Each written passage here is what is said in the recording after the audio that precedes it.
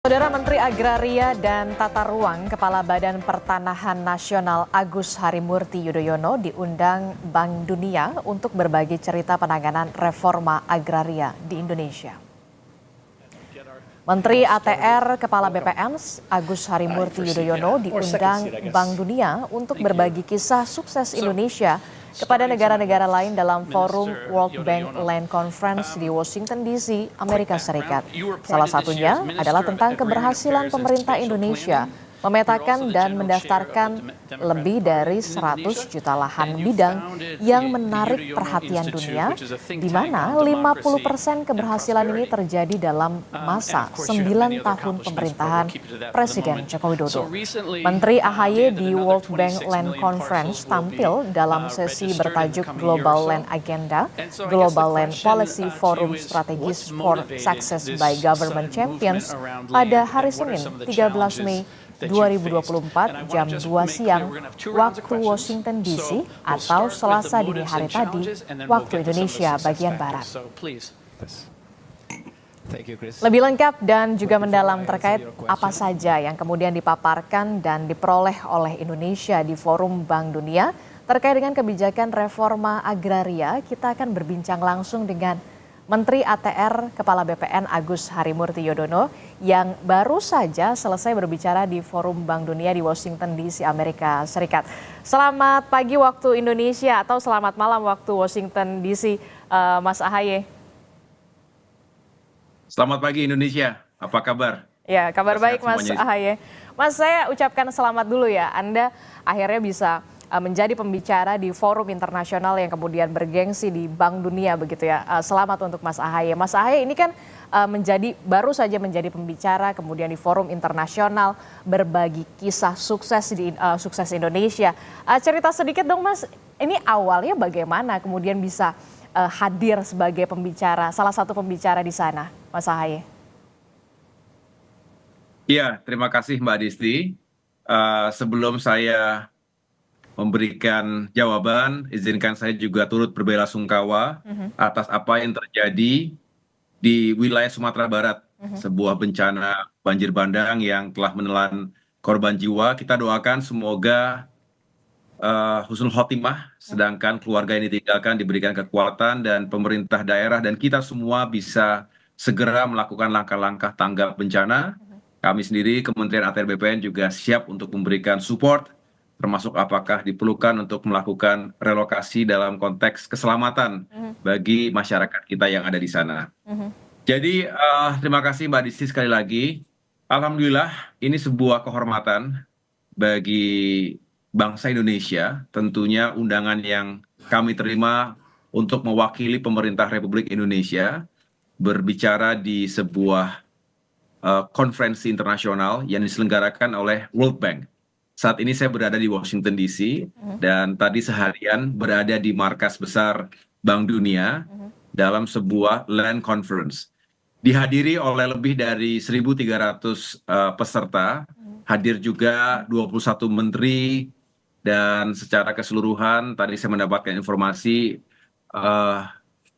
acara ini juga direpresentasi oleh 81 negara. Dan Indonesia salah satunya. Dan yang menjadi kehormatan bagi kita adalah undangan ini memang ditujukan untuk memberikan kesempatan, memberikan ruang kepada Indonesia untuk berbagi cerita dan kisah sukses dari pemerintahan khususnya di bidang reforma agraria.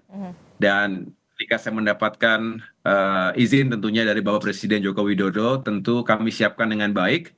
Saya bersama dengan delegasi Kementerian ATR BPN. Jadi saya tidak sendirian, ada sejumlah pejabat teras lainnya, termasuk Sekjen, Dirjen, dan para Dirjen. Disinilah saya merasa bahwa Indonesia memiliki hal-hal baik untuk dibagi dengan para sahabatnya, termasuk juga menceritakan apa saja yang menjadi tantangan yang kita hadapi selama ini. Oleh karena itu, saya tentunya memiliki harapan besar dengan kerja keras sekaligus juga kolaborasi dengan berbagai elemen yang ada selama ini, baik pemerintahan di pusat maupun daerah maupun lintas kelembagaan, termasuk juga private sectors dan masyarakat umum bahwa reforma agraria benar-benar bisa kita jalankan, menghadirkan keadilan dan juga kesejahteraan untuk rakyat di bidang pertanahan. Mhm.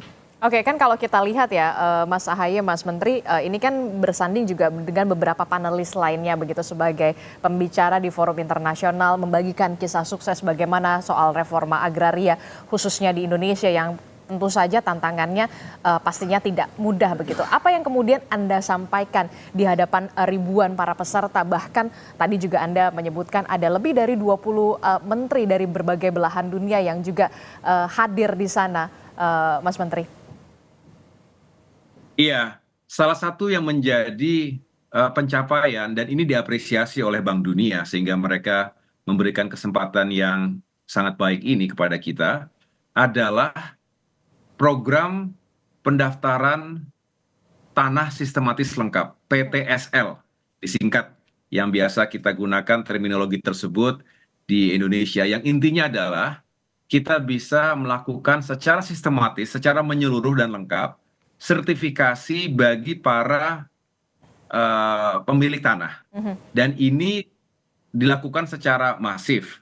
Tentunya ini penting. Tadi saya sampaikan ada 3 hal, Mbak Adisti, bahwa dengan memiliki eh, sertifikat tanah ini memberikan kepastian hukum hak atas tanah, baik untuk individu, korporasi, dan juga tentu pemerintah, karena pemerintah punya aset-aset yang juga harus diyakinkan statusnya.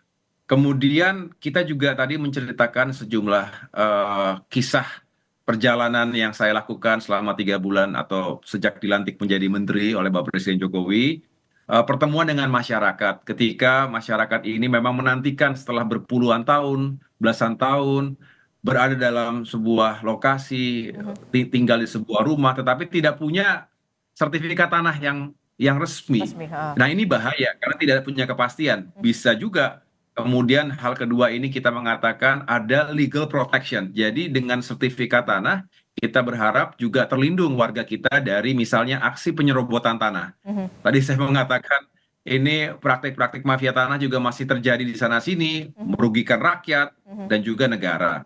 Tetapi juga yang tidak kalah penting adalah bagaimana ini yang juga menjadi perhatian, dengan sertifikat tanah yang kita miliki itu bisa menghadirkan akses terhadap ekonomi. Oke. Kita tahu bahwa eh, banyak sekali masyarakat yang memiliki tantangan atau keterbatasan di bidang modal usaha. Kita tahu ada 65 juta pelaku UMKM se-Indonesia menyerap lapangan pekerjaan yang begitu luas, termasuk berkontribusi signifikan terhadap PDB.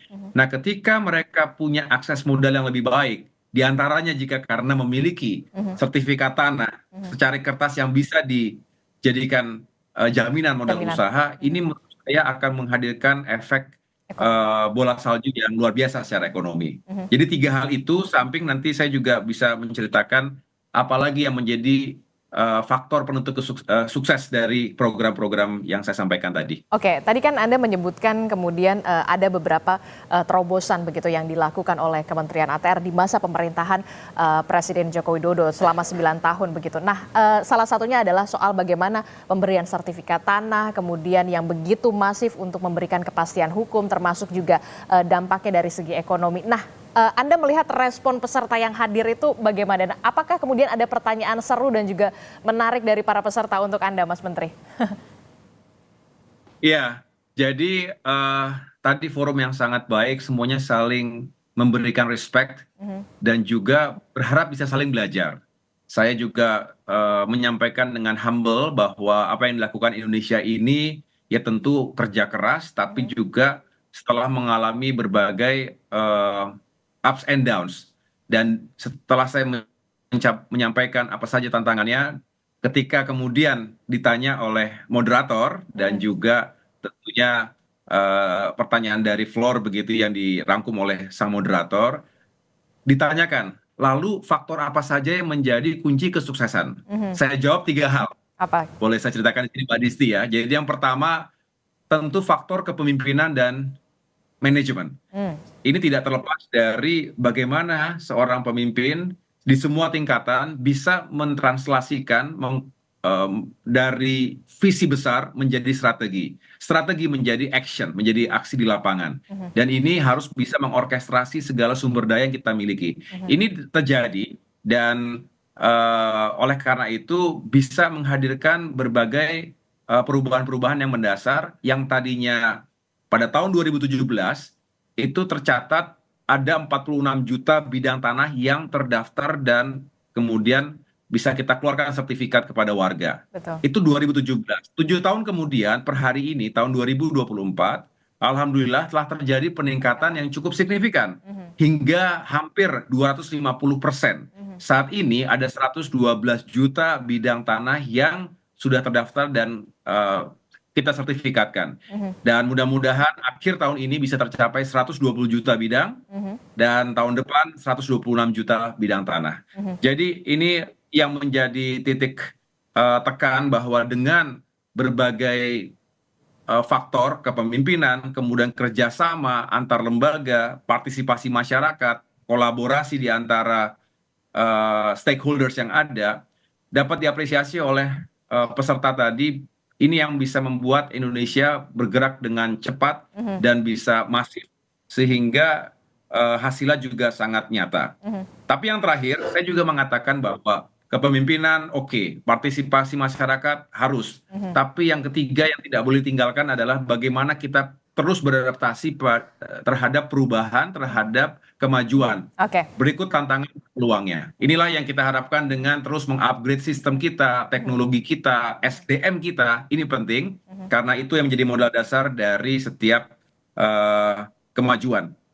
Begitu Mbak Disti. Oke, ini kan kalau tadi Anda menyebutkan bahwa memang ada peningkatan yang cukup signifikan soal bagaimana warga ataupun tanah-tanah yang kemudian bisa diberikan sertifikat atau punya kepastian hukum. Nah, Anda kan baru menjadi menteri 2 atau 3 bulan ini ya, tentu tidak mudah bagi Mas Menteri ini beradaptasi dengan kemudian banyak melakukan terobosan serta gebrakan dalam waktu yang singkat sekali dalam menjabat. Nah, ini sudah 2 kasus besar ya, mafia tanah yang kemudian berhasil diungkap, ada ratusan miliar kerugian negara yang bisa dicegah, sudah ada puluhan ribu sertifikat yang kemudian bisa dibagi.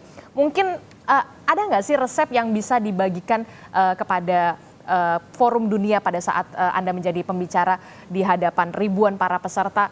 Banyak sekali yang kemudian terobosan Anda lakukan, kemudian bagaimana juga penanganan yang Anda lakukan dan juga Kementerian ATR, Kepala BPN pada saat Anda menjabat, dan targetnya nanti ke depan akan seperti apa? Iya, terima kasih Mbak Disti. Saya berupaya karena saya tahu waktu yang saya miliki tidak terlalu panjang dalam konteks jika kita hadapkan pada bulan Oktober 2024 ini. Tetapi justru dengan waktu yang tidak panjang itu saya tergerak untuk bisa bergerak cepat. Itulah mengapa setiap saat kita berupaya untuk belanja masalah, setiap saat saya hadirkan para dirjen, para ahli yang memang spesifik di bidang masing-masing untuk mengetahui akar permasalahan. Tadi Mbak Disi menyampaikan juga ada masalah mafia tanah dan lain sebagainya. Ini membutuhkan ketegasan dalam melakukan langkah-langkah pencegahan, tapi juga penindakan. Dan ini juga kita sampaikan karena memang tidak semua negara punya masalah yang spesifik. Tapi keunikan tadi ternyata juga di berbagai negara lainnya juga punya masalah serupa, sehingga mereka menyampaikan terima kasih telah berbagi cerita-cerita tersebut. Dan yang lain-lain. Kita juga tadi cukup banyak berbicara bagaimana administrasi pertanahan termasuk penentuan tata ruang ini semakin adaptif terhadap climate action, terhadap perubahan iklim, krisis iklim yang terjadi di mana-mana.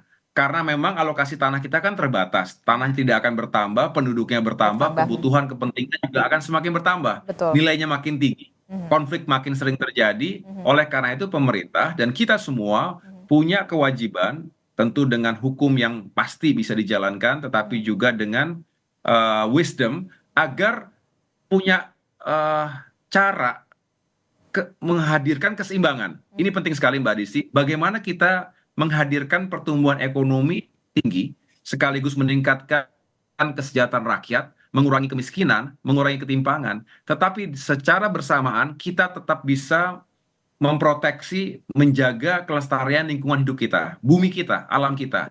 Ini penting sehingga kebijakan nanti harus selalu diarahkan kepada menjaga keseimbangan tersebut.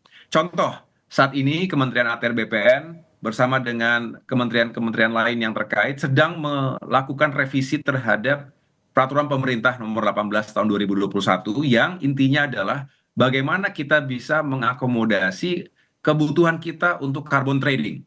Carbon trading ini penting ketika kita berbicara masa depan anak cucu kita, kita tentu berharap lahan-lahan di Indonesia juga banyak yang bisa digunakan untuk menanam bukan hanya komoditas produksi, tetapi juga untuk carbon capture. Apakah tanaman sifat seperti mahoni, jati, terem besi, atau yang paling baik mangrove misalnya. Kemudian ini juga punya nilai ekonomi.